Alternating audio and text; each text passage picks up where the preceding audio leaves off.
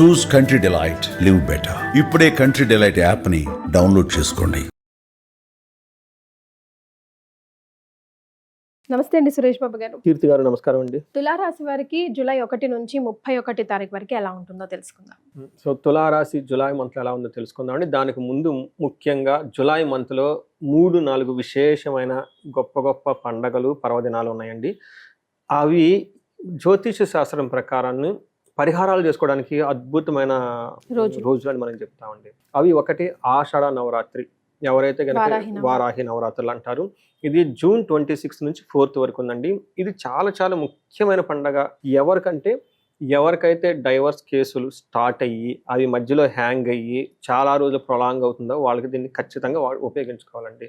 ఎందుకంటే court matters అన్ని చాలా క్విక్గా తెలియదు కావు, కానీ ఇవి ఆషాఢ నవరాత్రులు చేసుకుంటే తేలిపోతాయండి. సింపుల్ గా ఏం చేసుకోవచ్చు అంటారు? నేను నా ప్రకారం అండి, నేను చేసేది కూడా, నేను పూజలు పెద్దగా ఎక్కువ లెంతీగా చేయనండి, షార్ట్లో సింపుల్గా చేసేసుకుంటాను. వీళ్ళకి 8 o'clock తర్వాత వారాహి నవరాత్రులు చేయాలి. ధూపం అమ్మవారికి చాలా ఇష్టం. తర్వాత అమ్మవారికి అష్టోత్తర నామాలు దొరుకుతాయి. వారాహి అమ్మవారి అష్టోత్తర నామాలు అవి చదువుకుని తర్వాత సింపుల్గా పూజ చేసుకుంటే సరిపోతుందండి. ఇంకెంతకు మించి ఎక్కువ ఏం అవసరమే లేదండి. కాకపోతే ఆ 9 days వీళ్ళని ఎవరిని పడితే వాళ్ళని తిట్టకూడదు. ఆల్కహాల్, నాన్ వెజ్ అవన్నీ అవాయిడ్ చేసి పర్టికులర్గా వేరే వాళ్ళని తిట్టకూడదండి.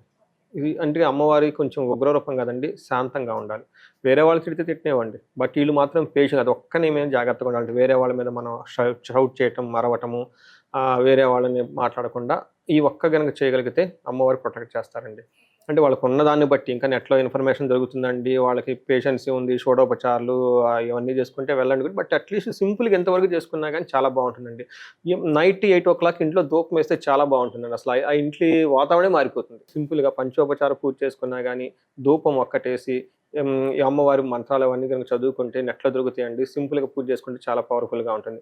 రెండోది, గురు పూర్ణిమ కూడా జూలై 10 ఉందండి. ఎవరికైతే గురు బలం సరిగా లేదో, గురుదశ నడుస్తుందో, గురు అనుకూలంగా లేరు, ఇబ్బంది పడుతున్నారో, చదువుల్లో సరిగా లేరో, వీళ్ళకి గురువులకి శుశ్రూష అంటే ఏం చేయాలంటే అండి, మనకి సేవ చేయాలి. సేవ కనుక చేస్తే చాలా మంచిది. అంటే గురువులకి చెప్పులు ఇవ్వటము, బట్టలు పెట్టడము, ఎల్లో కలర్ దానం చేయటం, శనగలు దానం చేయటం, ఆశ్రమాలకు వెళ్ళటం, మఠాలకు వెళ్ళటం, వాళ్ళ ఆశీర్వాదం తీసుకుంటే చాలా బాగా కలిసి వస్తుంది.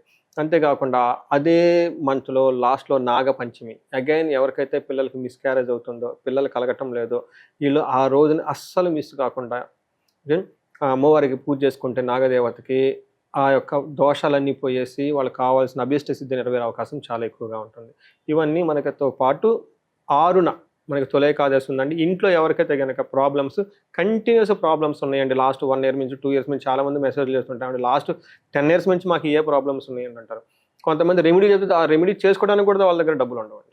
అలా కొంచెం ఇబ్బంది ఉన్న వాళ్ళు ఎవరైనా కనుక ఉంటే తొలి ఏకాదశి రోజున మహాన్యాసపూరక ఏకాదశి రుద్రాభిషేకం వాళ్ళ నివసిస్తున్న ఇంట్లో కనుక చేసుకుంటే ఆ దోషాలన్నీ పోయేసి ఒక మెరుగుపడుతుందండి ఆ ఫ్యామిలీ అంతా. ఇవి మనం మేజర్గా ఉన్నాయి ఈవెంట్స్ అని చెప్పుకోవాలి. ఓకే. ఇందులో ముఖ్యంగా ఈ మంత్ గ్రహస్థితి కనుక తులారాశి వాళ్ళని చూసుకుంటే చిత్తా 3-4 పాదాలు, స్వాతి 1-2-3-4 పాదాలు, విశాఖ 1-2-3 పాదాలు అంతా ఈ తులారాశిలో ఉంటాయి. పేరు బలం కనుక చూసుకుంటే వీళ్ళకి రా, రీ, రూ, రే, రో, తా, తీ, తూ, తే అన్న లెటర్స్ అంతా కూడా తులారాశిలో ఉంటారు. మనం ఇందులో 2 గ్రహాలు ఎక్కువగా మారినాయి ఉండే. ఒకటి మారిన గ్రహాల్లో సూర్యుడు ఒకటను, తర్వాత శుక్రుడు, ఈ 2 గ్రహాలు మారి ఉన్నాయి అనమాట. వీటి యొక్క ఇంపాక్ట్ మనం కనుక చూసుకుంటే వీళ్ళకి ఎక్కువగా విపరీత వేద అన్న కాన్సెప్ట్ ద్వారా అన్ని గ్రహాలు చాలా పాజిటివ్గా ఉన్నాయి, కానీ అవన్నీ వీళ్ళకి ఎక్స్పీరియన్స్ అవ్వరు. అంటే నెగిటివ్గా అయితే ఖచ్చితంగా ఉండదు, పాజిటివ్గా ఉంటుంది, కానీ అవి చాలా లో లెవెల్లో వీళ్ళకి ఎక్స్పీరియన్స్ అవుతారు. అంటే ఒక రకంగా తటస్థంగా ఉండే మంత్ అని మనం చెప్పుకోవాలి. మంచిదే కదండి తటస్థంగా, అట్లీస్ట్ నెగిటివ్ సైడ్లో లేకుండా. సో మనం ఈ ప్రకారం ఏమవుతుందంటేనండి, భూలాభం ఉంటుంది, సౌఖ్యంగా ఉంటుంది, సంపదలు ఉంటాయి, అనుకున్న పనులన్నీ జరుగుతాయి. సో వీళ్ళకి ఇబ్బంది పెట్టేది అయితే ఏమీ లేదని మనం చెప్పుకోవాలి. గురువు కూడా 9వ ఇంట్లో ఉన్నారు, మంచి సుఖ ప్రాప్తి చూపిస్తూ ఉన్నాడు. ఒక శని మాత్రం శత్రుల మీద విజయం సాధిస్తూ ఉంటుంది. ఒక రకంగా అన్ని విషయాలకు చాలా బాగుంది, కానీ ఏది ఎక్స్పీరియన్స్ అవ్వరు, చాలా లో లెవెల్లో ఎక్స్పీరియన్స్ అవుతారని మనం చెప్పుకోవాలి. 10th హౌస్లో సూర్యుడు ఉండటం వల్ల ఏమవుతుందంటే వీళ్ళకి ప్రొఫెషనల్ మ్యాటర్స్లో చాలా స్ట్రాంగ్గా ఉంటారు. ప్రమోషన్స్ వచ్చే అవకాశం ఎక్కువగా ఉంటుంది. పెద్ద పెద్ద నాయకులను కలుస్తూ ఉంటారు, వాళ్ళకి అనుకున్న పనులన్నీ చక్కగా చేసుకుంటూ ఉంటారు. తర్వాత ఫాదర్ ద్వారా మంచి కీర్తి ప్రతిష్టలు అవన్నీ వచ్చేస్తూ ఉంటాయి. మనకి సంస్కృతంలో మహర్షులు ఏం చెప్తారంటే అర్ధసిద్ధి, సదా ఆరోగ్యం, బంధుమిత్ర సమాగమ, రాజదర్శన సల్లాపో, సుసౌఖ్యం, దశమస్తే రవి అని చెప్తారు.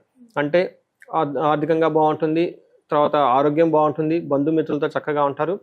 రాజదర్శన సల్లాపో అని చెప్తారు. అంటే వీళ్ళపై ఉన్న బాసులను కలవటము, గవర్నమెంట్ అఫీషియల్ని కలవటము, లేదంటే పొలిటీషియన్లు కలవటం, వీళ్ళకి కావాల్సినవన్నీ వాళ్ళకి చెప్పి ఒప్పించుకొని వాళ్ళ దగ్గర నుంచి తిరిగి మళ్ళీ రిటర్న్ వీళ్ళు మంచి పొందుతారు అని చెప్పేసి చెప్తూ ఉంది. అయితే 4th హౌస్లో దృష్టి ఉండటంతో ఇంటికి సంబంధించిన విషయాలు వీళ్ళు అంత సౌఖ్యంగా ఉండరు అని చెప్పొచ్చు. అయితే 11th హౌస్లో అగైన్ వీళ్ళకి కుజుడు ఉండటంతో, కుజుడు 11th హౌస్, కుజుడితో పాటు కేతు కూడా ఉండటం వల్ల ఇది ఒక మంచి పొజిషన్ వీళ్ళకి అని మనం చెప్పుకోవాలి. ఏ ప్రకారంగా అంటే ఆరోగ్యం బాగుంటుంది, యత్న కార్యానుకూలత్వం, ఏదైనా కనుక పని చేస్తే చక్కగా పనులన్నీ టకాటక ముందుకు వెళ్ళిపోయి చాలా బ్రహ్మాండంగా పనులన్నీ అయిపోతాయని మనం చెప్పుకోవాలి. అయితే ఒక్క విషయంలో జాగ్రత్తగా ఉండాలి, వీళ్ళకి ధనం కోల్పోయే అవకాశం ఎక్కువగా ఉంటుంది, కొంచెం జాగ్రత్తగా ఉండాలి. మరలా అగైన్ 8వ ఇంట్లో శుక్రుడు ఉండటం వల్ల అగైన్ ఇది మంచి పొజిషన్ అని చెప్పుకోవాలి. దుఃఖనా శాంతః అని చెప్తారు. అప్పటిదాకా వాళ్ళకి ఏదైనా కనుక దుఃఖం పెడుతూ ఉంటే ఆ దుఃఖం అంతా పోతుంది, మహాసౌఖ్యంగా ఉంటారు. అగైన్ రాజదర్శనం ఆప్తి, ఇప్పుడు కూడా ఐఫై ఆఫీషియల్ని కలిసేసి వాళ్ళకి కావాల్సిన పనులన్నీ చూసుకునే వచ్చే అవకాశం చాలా ఎక్కువగా ఉంది. మంచి ప్రమోషన్స్ వచ్చేసి చక్కగా ఉండే తులారాశి వాళ్ళకి చాలా రోజుల తర్వాత ఒక మంచి టైం వచ్చిందని మనం అనుకోవాలి. మరి నక్షత్రాల ప్రకారం ఇందులో చిత్తా, స్వాతి, విశాఖ 3 నక్షత్రాలను చిత్తా నక్షత్రం కనుక చూసుకుంటే వీళ్ళకి పాజిటివ్గా వస్త్రలాభము, పరవాసము, విదేశాగమనము, క్షేమంగా ఉన్నాయి. అయితే నెగిటివ్ సైడ్లో హెల్త్ కొంచెం జాగ్రత్తగా పెట్టుకోవడం ఎంత ఇంపార్టెంట్. స్వాతి వాళ్ళకి క్షేమంగా ఉంటారు, పరవాసము, వస్త్రలాభం అనేవి పాజిటివ్గా ఉన్నాయి, హెల్త్ కాంప్లికేషన్స్ ఉండే అవకాశం ఎక్కువగా ఉంది. విశాఖ నక్షత్రం వాళ్ళకి క్షేమంగా ఉంటారు, పరవాసము, ఫారిన్ వెళ్ళే అవకాశం ఎక్కువగా ఉంటుంది. వీళ్ళకి కొంచెం రోగము, దేహపీడనము, దరిద్రము కూడా చూపిస్తుంది, ఫైనాన్షియల్ క్రైసిస్ వచ్చే అవకాశం ఎక్కువగా ఉంది. ఇవి కాకుండా లత్త ఉండటం వల్ల చిత్తా నక్షత్రం వాళ్ళకి ధనం కోల్పోయే అవకాశం ఎక్కువగా ఉంది. బట్ మిగతా వాళ్ళందరికీ అంత పెద్ద ప్రాబ్లం అయితే లేదు. వీళ్ళ ధనం కోల్పోయేది కూడా జూలై 23 తర్వాత మంత్ ఎండ్ లోపల ఈ 1 వీక్ కొంచెం జాగ్రత్తగా ఉండాలి, మనీ విషయంలో కేర్ఫుల్గా ఉండాలి చిత్తా నక్షత్రం వాళ్ళండి. జూలై 23rd టు తర్వాత మంత్ ఎండ్ వరకు ఈ 1 వీక్లో కొంచెం జాగ్రత్తగా ఉండాలి. కొంచెం కట్టి కొంచెం మీటి లాగానే ఉంది. మరి వీళ్ళకి ఎలాంటి రెమెడీస్ సూచిస్తారు? వీళ్ళకి రాహుకి సంబంధించిన ఏదైనా రెమెడీ చేసుకుంటే చాలా బాగుంటుందండి. వీళ్ళకి విజయవాడ కనకదుర్గమ్మని విజిట్ చేసుకోవడం చాలా చాలా ఉత్తమం. ఎందుకంటే పంచమంలో రాహు ఉండటంతో వీళ్ళకి ఏమవుతుందంటే అండి బ్యాడ్ కంపెనీ పడే అవకాశం ఎక్కువగా ఉంటుంది, 1.5 year ఎక్కువగా ఉంటుంది. కాబట్టి దుర్గాదేవి కవచం చదువుకున్న చాలా బాగుంటుంది. అన్నీ బాగున్నా వీళ్ళకి చక్కగా జాబ్లో గ్రోత్ రావడానికి, లేదంటే వాళ్ళకి ఏదైనా కనుక ఇంకా నెగటివ్ ఎనర్జీ ఎక్కువగా సుదర్శన హోమం చేసుకుంటే చాలా బాగుంటుంది. మహాలక్ష్మి విశేష హోమం ధనం రావడానికి, తర్వాత శీఘ్రంగా ధనం రావడానికి, డబ్బు కనుక కోల్పోయి ఉంటే కనుక ఇవి చేసుకుంటే చాలా బాగుంటుంది. ఈ రెమెడీస్తో పాటు మనం ఇందాక చెప్పుకున్న వారాహి నవరాత్రులు అవి చేసుకుంటే సరిపోతుందండి. ఎక్కువగా ఛాలెంజెస్ ఏం లేదు కాబట్టి జనరల్గా చేసుకుంటే బాగుంటుంది. రైట్, మొత్తానికి తులారాశి వారికి జూలై అంతా కలిసి వచ్చేదే, కాకపోతే మనీ విషయంలో కొంచెం మంత్ ఎండింగ్లో జాగ్రత్తగా ఉండమని, తద్వారా ఏం రెమెడీస్ పాటించాలో కూడా సూచించారు. చాలా సంతోషం అండి, ధన్యవాదాలు. ధన్యవాదాలండి.